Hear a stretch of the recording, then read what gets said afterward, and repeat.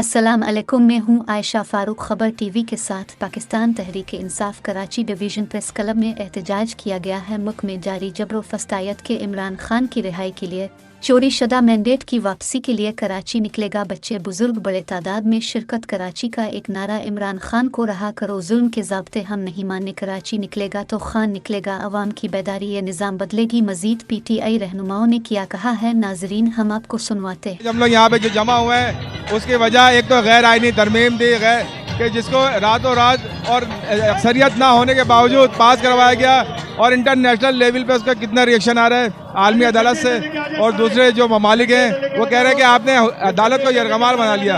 अदालत में इस्लाह की ज़रूरत थी, उसको यरगमाल बनाने की ज़रूरत नहीं थी।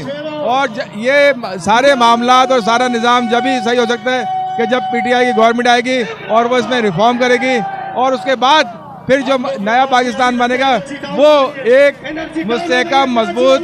आज आप देखें 77 साल के बाद हम बजाय 77 साल आगे जाने के 100 साल पीछे चले गए, और ये इन्हीं PDM की जमातों की वजह से हुआ है, क्योंकि 50 साल से यही हुकूमतों में आ रही है और जा रही है, और इन्हीं की पॉलिसियाँ चलनी है। और हमारा जो PTI का जो दौर था वो 3.5 साल का था, लेकिन वो इतना भारी था कि उसकी वजह से इन्हें आर्मी तरमीम करना पड़ी अपने आप को बचाव के लिए। पहले इन्होंने नैब में तरमीम की, अब इन्होंने 26वीं आईनी तरमीम करके एक तो बैरून मुल्क पाकिस्तानियों के वोट छीने, जिसकी वजह से बैरून मुल्क पाकिस्तानी जो थे वो बददिल हो गए। और अब आप देखेंगे उन्होंने यहाँ आने का इरादा भी तर्क कर दिया, इन्वेस्टमेंट का। आप देखें यहाँ का नौजवान यहाँ से जाने के लिए कितना बेताब है, जबकि वो तो यहाँ की बागडोर संभाले, आने वाले वक्त में वो हमारा फ्यूचर है, लेकिन वो आज यहाँ से जाने के लिए बेताब है। क्यों? इनकी गलत पॉलिसियाँ और मईशत की बर्बादी की वजह से। तो इसके लिए एक मजबूत और मुस्तहकम हुकूमत की ज़रूरत है, जिसका खला पूरा कर सकता है वो सिर्फ और सिर्फ खान साहब और PTI कर सकते हैं। पता है कि जब हुकूमत इनकी बनी थी उससे पहले मियाँ साहब लंदन से आने का नाम नहीं ले रहे थे, उसको उनको बुलाया जा रहा था, लेकिन जैसे ही उनकी हुकूमत बनी और वो लंदन से आए, और आप ये देखें इसी तरह इसहाक डार साहब जो थे वो भी एक इश्तिहारी करार दे दिए गए थे, और आते ही वज़ीर ख़जाना लग गए। तो हमारी यहाँ बंदरबाट इस तरह होती है कि वो मुल्क के लिए उसने कुछ किया हो नहीं किया हो, चाहे वो मुल्क का लुटेरा हो, लेकिन उसको आला मनसब दी जाते हैं। और यही वजह है कि यहाँ से काबिल लोग जो हैं, पढ़े लिखे लोग जो हैं, नौजवान जो हैं, वो मुल्क छोड़ के जा रहे हैं, क्योंकि यहाँ पे उनके लिए कोई गुंजाइश नहीं है, यहाँ सिर्फ और सिर्फ लुटेरों के लिए। तो इनका रास्ता रोकेंगे तो पढ़े लिखे लोग, काबिल लोग और हमारी आने वाली जो नई जनरेशन है वो इस मुल्क के लिए अपना किरदार अदा करेगी, वरना इन्हीं के बच्चे किरदार अदा करते रहेंगे और मुल्क इसी तरह चलता रहेगा। पाकिस्तान तहरीक इंसाफ से ताल्लुक़ रखना चाहता हूँ, नेवल कॉलोनी बल्दिया टाउन से। जैसे कि आज हम निकले हुए हैं एहतजाज के लिए, प्रेस क्लब आए हुए हैं खान साहब की रिहाई के लिए, उनके एक कॉल पे हम लोग आए हुए हैं। ये तो कुछ भी नहीं है। जब खान साहब हमें सही कॉल देवे, सही ऑर्डर देवे, खुदा की कसम दम दमादर मस्त कलंदर शुरू हो जाएगा।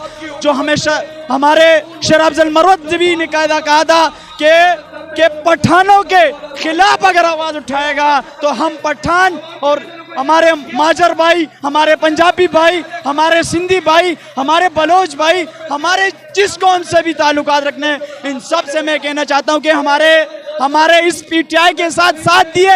अगर आप अपने रिहाई चाहते हो, इस पाकिस्तान को बचाना चाहते हो, अगर इस मुल्क को आज़ादी दिलवाने चाहते हो तो निकलो, और अपने खान साहब के लिए नहीं निकलो, अपने बच्चों के मुस्तकबिल के लिए निकलो।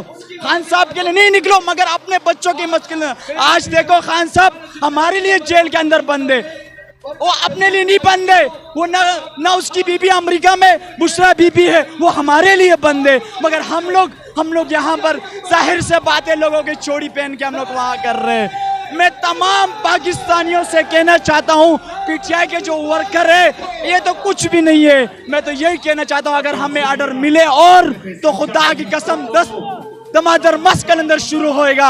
और मैं और भी लोगों से कहना चाहता हूँ, साथ में निकलो। ये कुछ भी नहीं है, ये तो समंदर नहीं है। जब समंदर आएगा खुदा की कसम ये शहबाज शरीफ की जरदारी भी भाग जाएगा। मगर मैं ये कहना चाहता हूँ कि पठान के खिलाफ बात मत करो। पठान अगर अपनी औलाद पे आएगा मरते दम तक भी दुश्मनी रखेगा। कुछ लोगों ने ये भी कहा है पठाने से पठान अगर गद्दारी करेगा तो खुदा की कसम सबसे पहले अपना गला काट के रहेगा। जिए इमरान।